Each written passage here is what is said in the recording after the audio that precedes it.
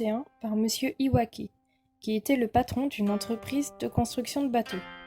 Elle a ensuite été vendue aux familles Ishida et Yoneda en 1972 et en octobre 2015, Masaru Takayama la rachète en ayant pour but de préserver ce bel édifice pour les années à venir. Lors du rachat en 2015, la maison a subi beaucoup de dommages et a donc eu besoin de rénovation.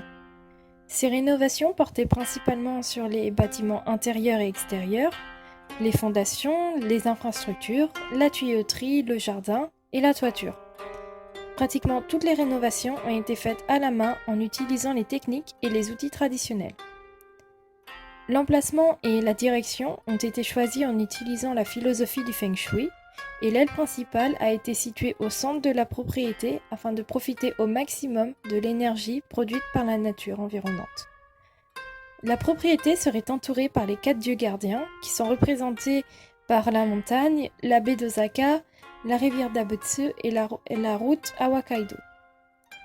De nombreux événements ont lieu à Shunyoso comme des essayages de kimono et un photoshooting, des cours de cuisine, des jeux de cartes traditionnels au Nouvel An, de la calligraphie géante, des réceptions de mariage, des concerts de tambour taiko, des concerts de charité, et ce ne sont là que quelques exemples de ce que l'île a façonné au cours des siècles.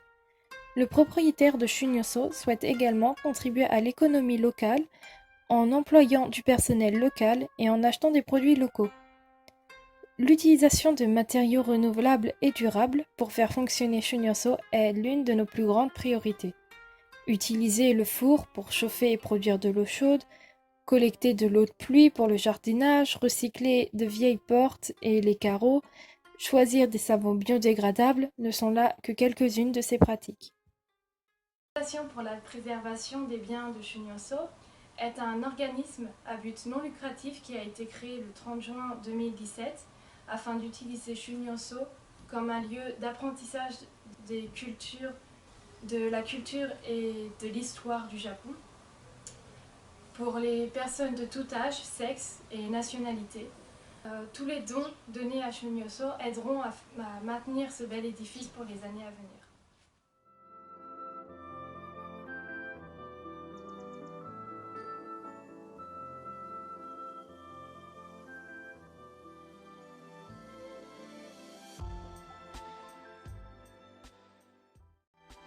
La porte d'entrée a été creusée afin de ressembler à la carapace d'une tortue, qui est le symbole de la longévité au Japon. Le toit de l'entrée a été fait avec du cèdre provenant des forêts de Kurobe dans la préfecture de Toyama. Le sol a été fait avec du pain noir d'Awaji. Le pain noir est un nain vraiment précieux et les plus proches se trouvent sur la plage d'Ohama à 21 minutes de Shunyoso, mais vous pouvez en trouver partout au Japon. Le cylindre de bois se trouvant entre la première et deuxième marche de l'entrée est fait avec du hinoki cyprès, du cyprès japonais. Comme vous pouvez le constater, le bois a un aspect ancien et les Japonais pensent que cela le rend plus précieux car il faut beaucoup de temps pour atteindre cet aspect-ci du bois. La terrasse de tatami de l'entrée est une chose commune dans les maisons traditionnelles japonaises.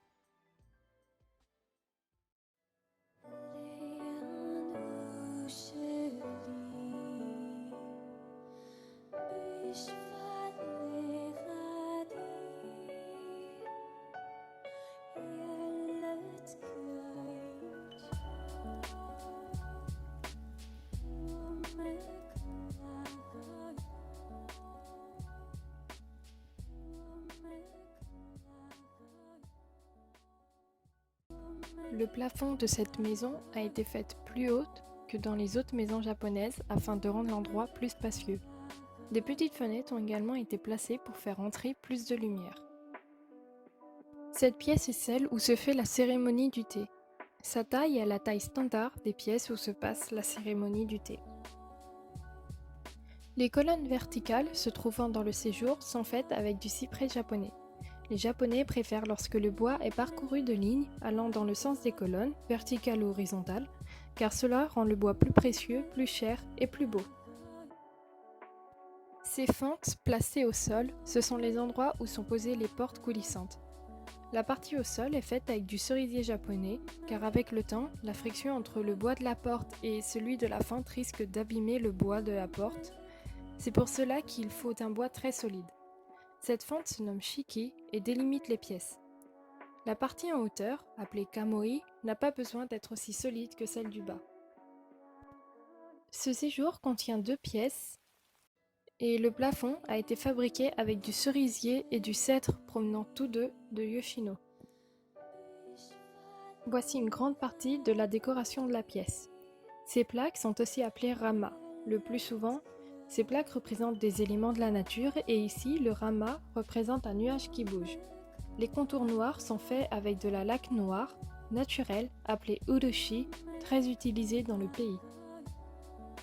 Cette porte coulissante a été faite avec du pain rouge pour avoir une porte légère et la poignée de la porte a été faite avec du vieux bambou sur lequel on peut voir des points. Ces points apparaissent avec le temps. Les portes en papier qui séparent la salle pour le thé des autres salles du séjour sont appelées fusuma et ont été créées dans le même style qu'il y a 80 ans. La partie la plus importante du séjour est cette alcôve. Le grand pilier séparant l'alcôve en deux a été fait avec du bois de rose. Normalement, on y retrouve 3 scripts accrochés. Ces scripts servent à faire passer le message de bienvenue du propriétaire des lieux à ceux qui y viennent. Il y a un petit mur séparant l'alcôve des autres pièces car c'est un lieu sacré. Les meubles que l'on peut voir à gauche sont toujours placés l'un plus haut que l'autre.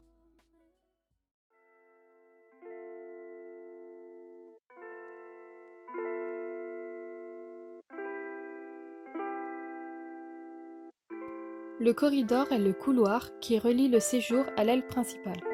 C'est le 3e propriétaire des lieux qui a créé ce couloir. Toute la maison a été faite avec du bois japonais, excepté le sol de ce couloir qui a été fait avec du bois provenant de l'étranger.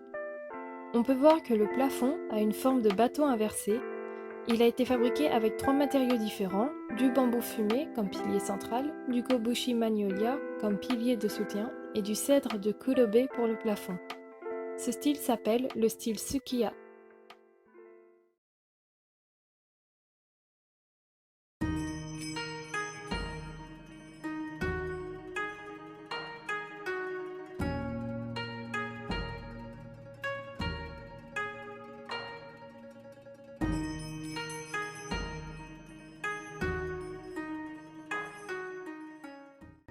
L'aile principale était autrefois la chambre du maître des lieux. Dans cette pièce, les fenêtres sont toutes petites afin de garder l'énergie de la pièce. À cause de cela, la pièce n'est pas très lumineuse. C'est pour cela qu'il y a des petites fenêtres faites avec du bois de camphrier qui ont été placées au-dessus et en dessous des fenêtres principales. Cette aile contient 3 pièces. Les shiki ont encore une fois été faites avec du cerisier japonais et le bois du plafond provient d'Akita. Il y a aussi un rama représentant un nuage dans cette pièce. Tout le bois trouvé dans cette pièce n'est que du bois de qualité provenant directement de Kyushu. Dans les chambres de 6 tatamis, le plafond provient d'Akita.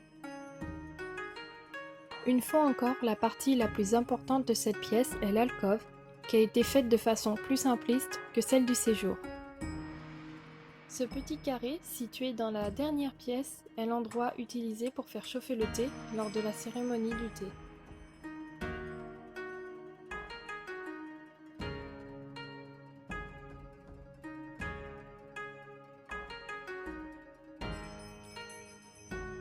Cette aile qui s'étend sur 2 étages était utilisée pour accueillir des invités spéciaux.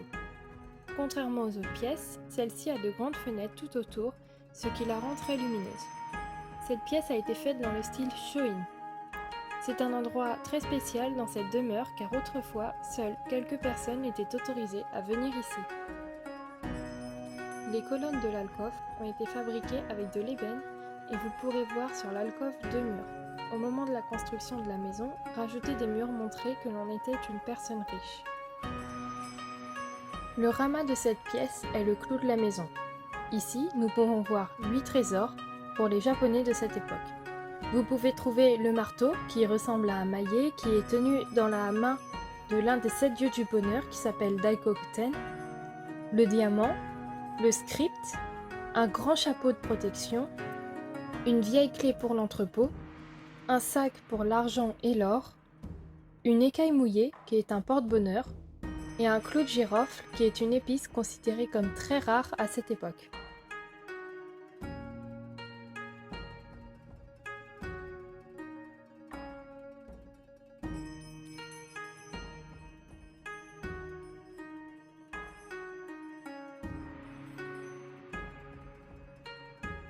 Au deuxième étage, l'aile des invités contient 2 pièces.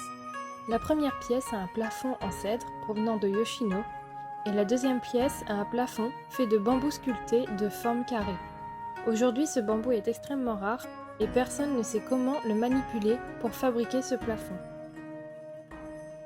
Contrairement aux autres pièces, le couloir fait le tour de l'étage. Il a été construit de cette façon pour que les serveuses puissent servir sans se présenter devant les invités. Les portes intérieures de la pièce ont des fenêtres basses, car dans cette pièce, les gens ne sont pas debout, mais assis. Il faut donc s'asseoir par terre et observer.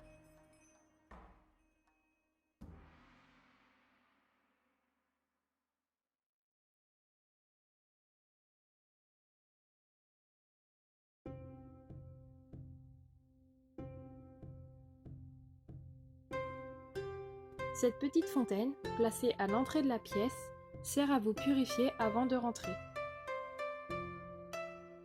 Le bois utilisé pour le pilier de l'alcôve est un bois vieux de 300 ans, se nommant Juniper Temple, et est natif de cette partie du monde. Les étagères ont quant à elles été faites avec du pain. La pièce suivante, consacrée à la préparation du thé, s'appelle Mizuya. Sur l'étagère inférieure, il y a des bols à thé, et le papier que vous pouvez voir au bas de la pièce est destiné à protéger le kimono des égratignures.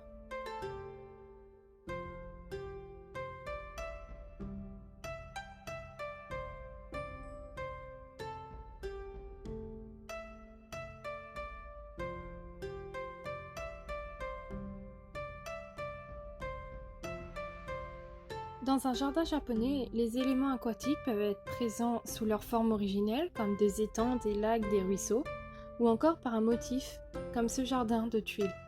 Les tuiles les plus proches ici représentent la plage et les plus éloignées des vagues. Le chemin de pierre présent dans les jardins japonais a été fait de façon à ce que l'on ne puisse pas marcher trop vite. Grâce à cela, nous pouvons admirer le jardin qui nous entoure. Il faut toujours marcher sur les pierres qui forment le jardin et jamais autour. Cela permet également aux propriétaires d'entendre lorsque quelqu'un est dans le jardin. Dans une maison traditionnelle japonaise, il n'y a pas que par les portes d'entrée que l'on peut passer. En effet, il y a plusieurs entrées possibles et ces marches de pierre nous indiquent quelles sont ces entrées. Ces lanternes sont très utilisées par les maîtres du thé pour éclairer la route des théiers et par les personnes riches pour éclairer leur résidence. Aujourd'hui, ces lanternes font partie intégrante des jardins, des temples et des sanctuaires japonais. Ces bateaux de pierre que l'on retrouve dans les jardins japonais sont une représentation du bateau des 7 dieux du bonheur.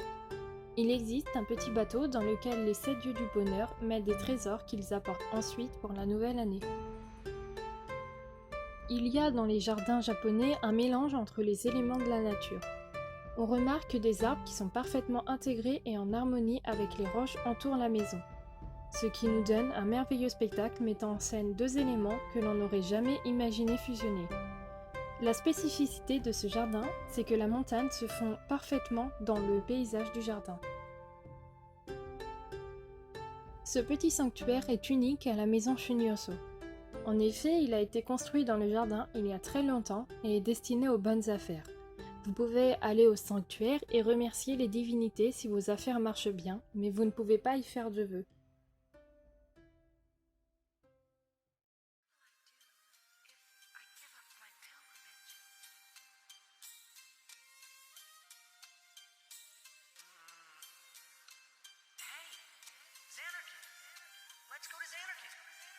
Cet entrepôt, dit Kura en japonais, est un endroit très précieux dans cette résidence. Il est résistant au feu et c'est pour cela que les gens y mettent tous leurs trésors et objets précieux. Le toit du Kura est similaire à celui des temples Il est aussi plus décoré et plus lourd que les autres toits de la résidence.